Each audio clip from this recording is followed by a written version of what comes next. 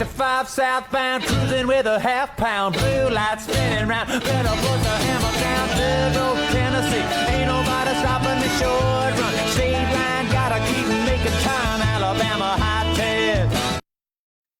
I'm not even at one of their energetic shows and I'm already bouncing along here. They are American Roots band, known for their blend of traditional country, old-time string music, bluegrass, and folk.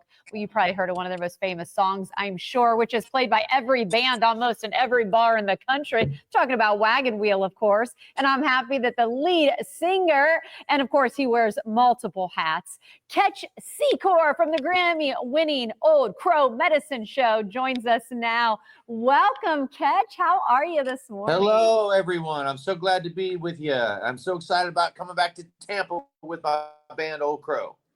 You know, it's funny, too, because I was literally going to ask you in the interview here about how you are known for your energetic shows. And I feel like coming off that clip, we have to address that. You've been going at this for quite some time now. Talk about getting amped up. Is it the music that does that? Is it the crowd that does that? Is the combination? Because you always feel it when you're on stage.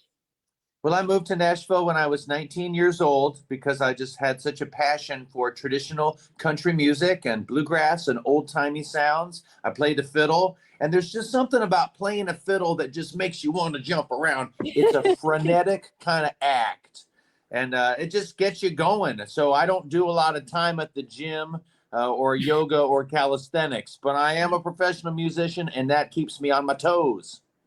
Get your cardio in. Every show, to say the least. Hey, do me a favor. I was listening to some interviews, and I thought this was really interesting. You had an answer when someone asked you about North Carolina, Beach Mountain, that geography specifically, how it really has led to you wanting to be involved in bringing so many different elements together, like we see so many different instruments coming together on stage. I thought that was interesting. Talk about what you've tried to do and how this, geography of the country has played a role in it as well. Well, that's a fantastic question. Thanks for asking. The regionality of American folk music is something I'm most passionate about. And that's the thing that means that when you listen to a fiddle played in Eastern Kentucky, it's slightly different than what you hear in Western North Carolina, or a fiddle that you might hear on the west coast of Florida, say in the 1920s, would have a different kind of tonality, vernacular, canon of song. The purpose, of course, is all the same. Music is here to bring us all together. Music is a lamentation. If you're in hardship, you pray up to God with your song, or you sing the blues, or it's dance music, or it's music for courtship. But the regional styles have always been fascinating to me. So I came to Nashville with a kind of steeped in the understanding of the differences of the roots of country music. And so it was exciting for me to bring it all back to the Grand Ole Opry, where I'm a member and perform regularly, and get to kind of play with some of these sounds. So if the audience is from Memphis, I could play some Memphis jug band music. Or if they're from Texas, I could do some Texas longbow fiddling like they do.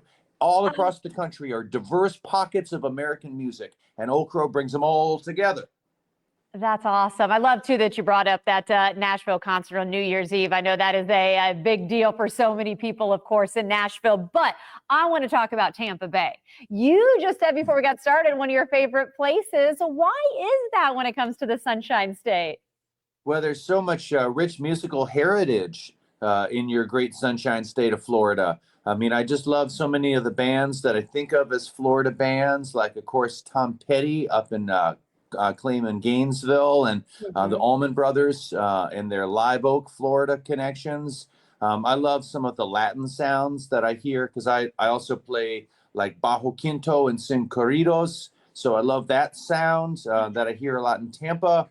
And then there's a wonderful blues history in Tallahassee. So anywhere you throw a rock anywhere in the Sunshine State, and you're bound to hit a pocket that makes unique music and a cultural offering to the rest of the 50 states.